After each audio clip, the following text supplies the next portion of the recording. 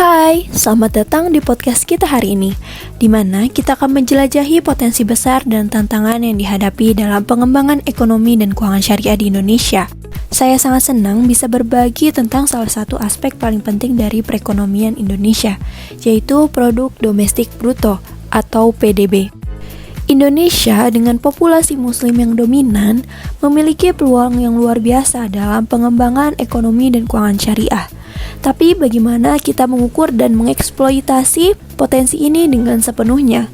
Salah satu langkah penting yang diambil oleh Bank Indonesia adalah melalui inisiasi indikator aktivitas usaha syariah atau disebut AUS, yang bertujuan untuk mengukur kontribusi ekonomi dan keuangan syariah terhadap PDB nasional. Apa sebenarnya yang dimaksud dengan PDB syariah? Bagaimana cara kita mengukurnya? Dalam upaya untuk menjawab pertanyaan-pertanyaan ini, kita akan melihat lebih ke dalam penyusunan indikator AUS yang didasarkan pada prinsip-prinsip muamalah Islam. Salah satu indikator yang sering digunakan untuk menggambarkan kondisi perekonomian Indonesia adalah Produk Domestik Bruto (PDB). PDB merupakan jumlah nilai tambah yang dihasilkan oleh seluruh unit usaha atau unit ekonomi dalam suatu wilayah tertentu.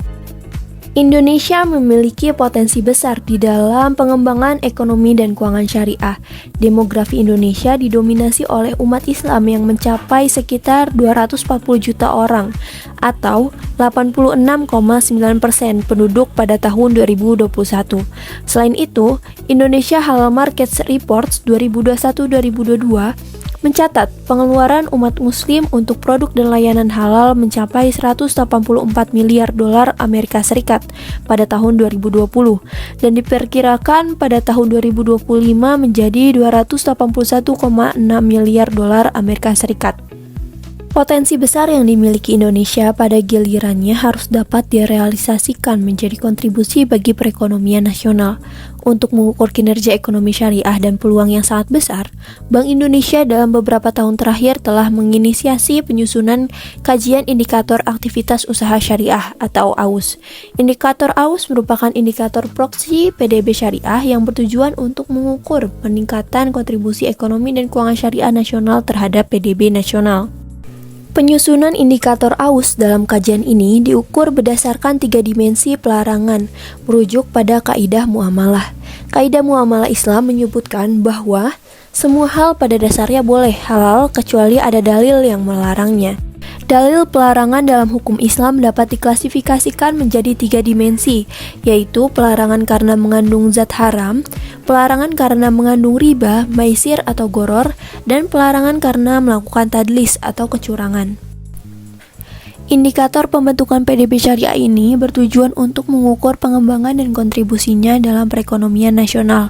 Keberadaan indikator PDB syariah tidak hanya untuk menjawab urgensi kebutuhan pada alat ukur dari perkembangan industri halal nasional, tetapi juga kebutuhan tersedianya data sektor real, ekonomi dan keuangan syariah yang bermanfaat bagi formulasi kebijakan di masing-masing sektor.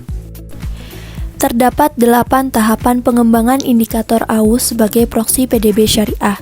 Tahapan pertama, pemetaan ruang lingkup PDB syariah. Tahapan kedua, penyusunan klaster PDB syariah. Tahapan ketiga, identifikasi cakupan klaster PDB syariah. Tahapan keempat, koordinasi terkait ketersediaan data pendukung. Tahapan kelima, penyusunan PDB satelit syariah. Tahapan keenam, analisis statistik. Tahapan ketujuh, diseminasi dan publikasi.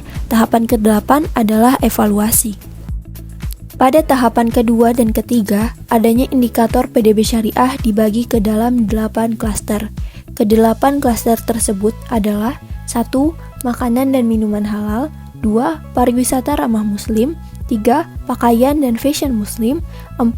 Ekonomi kreatif syariah, 5. Farmasi dan kosmetik halal, 6. Energi terbarukan, 7. Keuangan syariah, dan ke-8 klaster syariah lainnya. Setelah definisi dan cakupan seluruh klaster terbentuk, akan dilakukan proses pengumpulan data, perhitungan, dan analisa statistik untuk masing-masing klaster yang dilakukan secara bertahap.